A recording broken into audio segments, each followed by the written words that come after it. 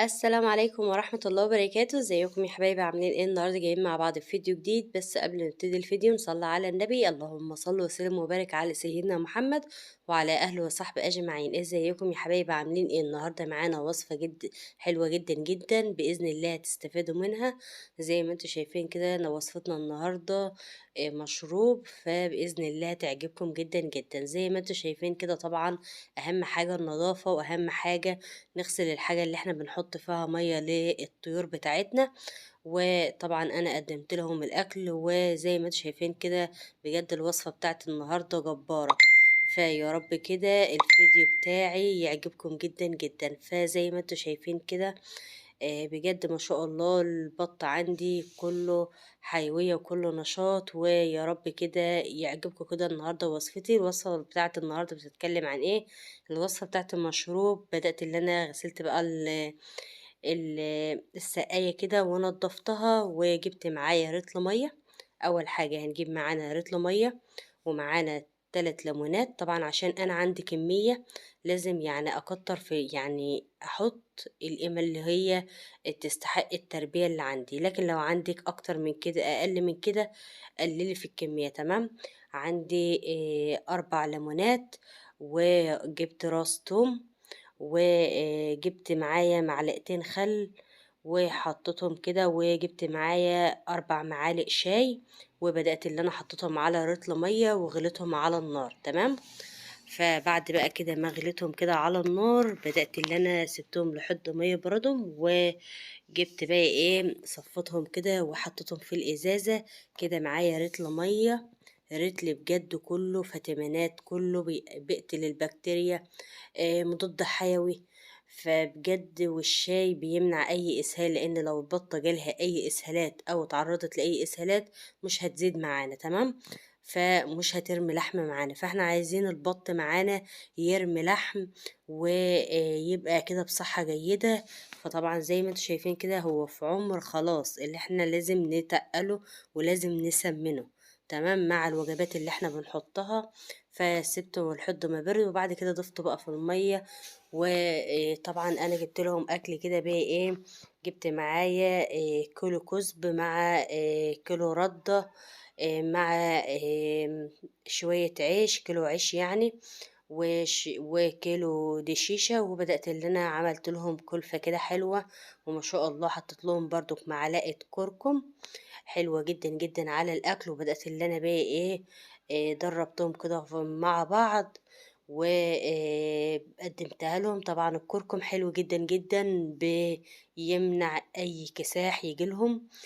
طبعا لو عندنا الطيور بتاعتنا فيها التهابات في المفاصل، فبتعالج الالتهابات، فلازم نحط لهم في العمر ده عشان ما يكسحوش مننا، او لا قدر الله يجيلهم كساح ويتعبوا مننا. فاحنا عايزين البطة معانا تبقى يعني يكون ترمي لحم وهي في مرحلة التسمين. فلازم اللي احنا يعني نقدم لها كل حاجة عشان تبقى بصحة جيدة، فعشان تبقى معانا تربية زي الفل. زي ما انتوا شايفين ما شاء الله عندي ما شاء الله الدكورة حلوة جدا جدا. رامية لحم بجد وزن فوق الخيال. فما شاء الله. ومعانا برضو الخل. اما البط يشرب كده الخل، فالخل ده بيفتح صدر البطة، والبطة كده بترمي لحم معانا. فما شاء الله حلو جدا جدا. يعني كل ده رفع مناعة، التوم مضاد حيوي، الشاي زي ما انا قلت لكم بيرفع الاسهال، لو عندهم اسهال بيعمل لهم امساك. فبالتالي كده يعني بنخلي البطة معانا تتظبط، وعشان تبقى معانا تربية ناجحة زي الفل. وزي ما انتوا شايفين كده طبعا الحمام هايص مع الطيور بتاعتي.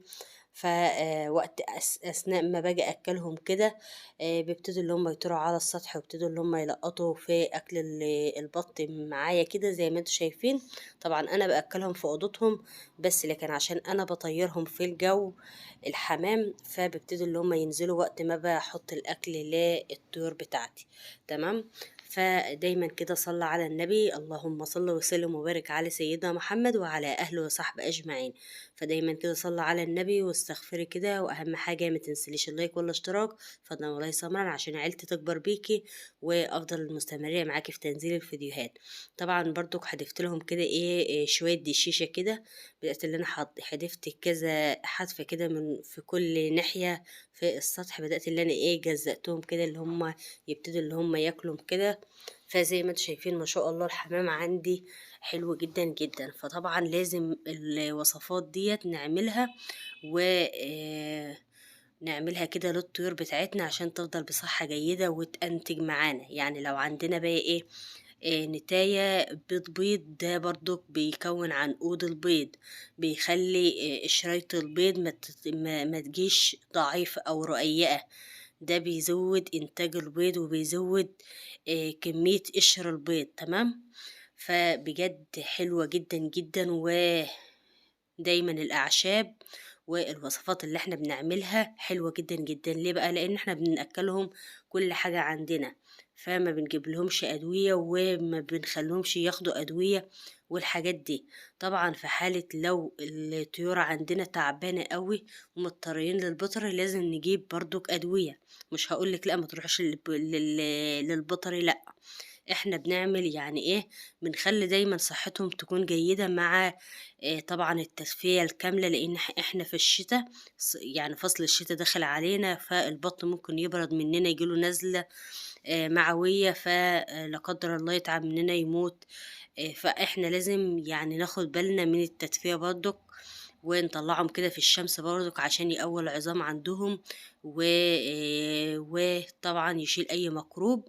وطبعا زي ما انا بقول لكم كده كل الحاجات اللي احنا بنعملها دي رفع مناعة وكلتها بروتين. وطبعا بقى لو قدمت لهم كده ربطة كرات كده وخرطتها لهم على خلطة اكل كده، ما شاء الله كلتها كالسيوم وحديد. فبجد فتح شهية. فالخضرة حلوة جدا جدا. فطبعا بتزود إنتاج البيض.